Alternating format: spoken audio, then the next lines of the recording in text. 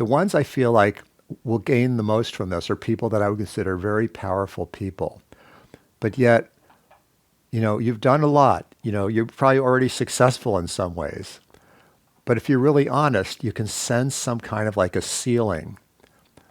And what is that ceiling from? It's something that's sort of holding you back, like a sense of inhibition on some level. We don't talk about this, right? But if you're really being honest, that's the case.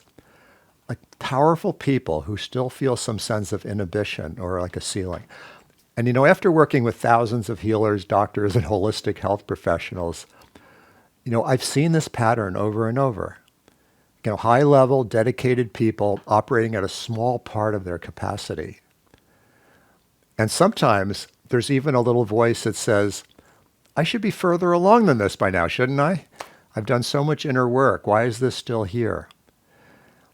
And that question can quietly affect, your confidence even while you're still helping others. Now, here's what I've realized. This is deep stuff. This is not something that's easy to talk about, that I feel like I honor everybody here to not try to hold anything back.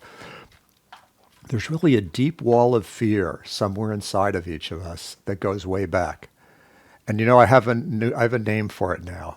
I call it the light worker persecution syndrome. And you know what it comes from? It comes from the fact that those of us who are holding the space of this higher level healing have had lifetimes of shining our light and sometimes being crushed for it.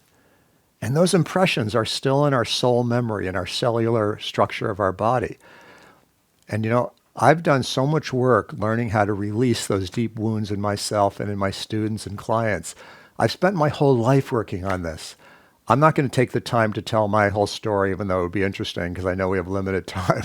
But all I'll just say is that I know when I came into this lifetime, I was holding a great deal of light.